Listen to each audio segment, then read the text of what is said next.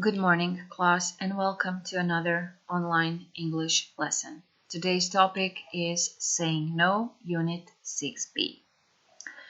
As you know, all of the information in your student's book are true, so this is one of them.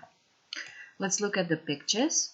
So obviously the pictures are very old. We can see that by seeing the chairs in this bus. We can see that as well as because the photographs are black and white. So let's read and let's listen to the article about this woman.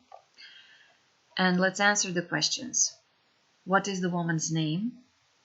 Where did the famous bus ride happen? When did it happen? What did the woman refuse to do? And when did she die? So you answer these questions orally. You don't have to write them. You just have to say them, okay? So let's read and listen to the story about a bus ride into the history books.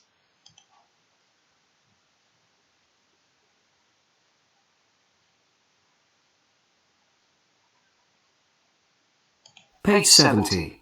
Exercise 1. A bus ride into the history books. December 1st, 1955 started as a normal day in Montgomery, Alabama. After work, Rosa Parks got on a bus in the downtown area. First, she paid her 10-cent fare. Then, as usual, she went to the section for black passengers. In those days, the buses and other public places in several southern states in the USA were segregated. Only white people were allowed to sit in the front section of the bus. Rosa was mixed race, part African American, part Native American, and part Scots-Irish. But under the law, she was black. After a few stops, a white man got on. The bus was full, and he couldn't find a seat. Rosa and 3 other passengers were sitting at the front of the colored section, and the driver, James Blake, told them to give up their seats and stand at the back. The other 3 passengers stood up, but Rosa refused to move. The police came. They said that they would arrest her if she didn't move. Rosa told them that she wouldn't give up her seat, and she was arrested. 4 days later, she was found guilty of breaking the law. The judge told her that she would have to pay a fine of $14. While she was appearing in court, however, civil rights leaders organized a boycott of the buses.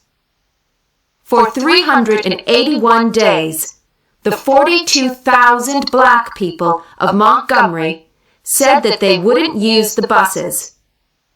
There were demonstrations in the streets, too.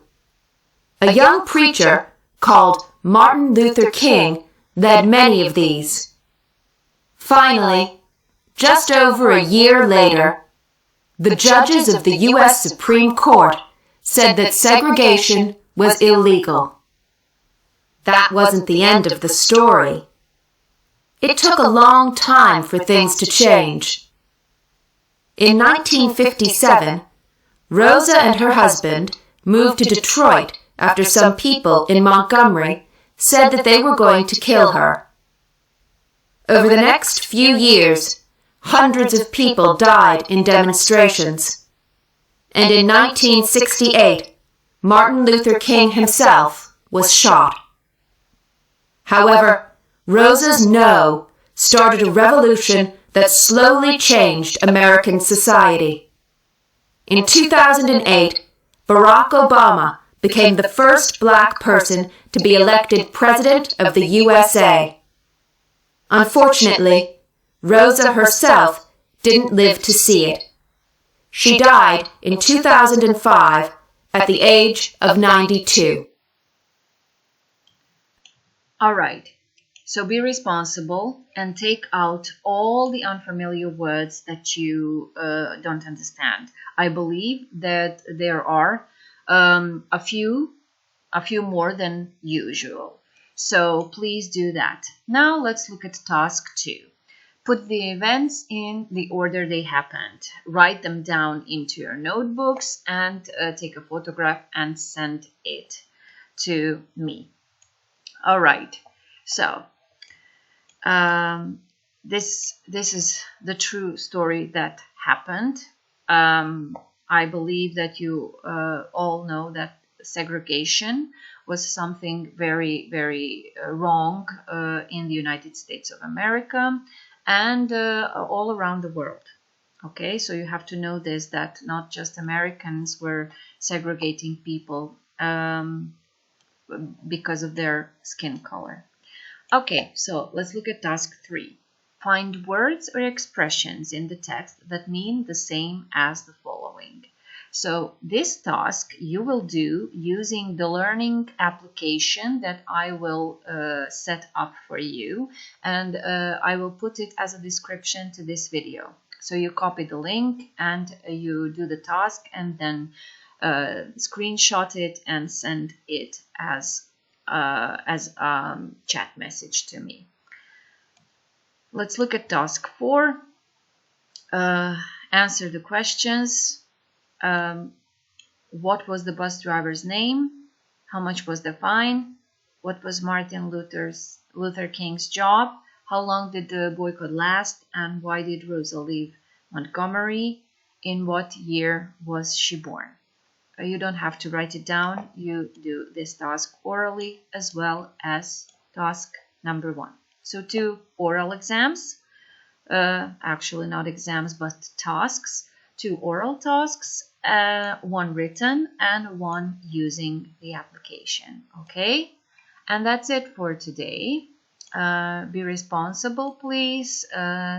Wake up earlier than you usually do, although you don't have to dress up and you don't have to, I don't know, girls, you don't have to put your makeup on. So I believe you can organize your time according to your tasks, your daily tasks in our virtual classrooms. So that's it for today, and we will see each other soon, I believe, I hope. Okay, so goodbye.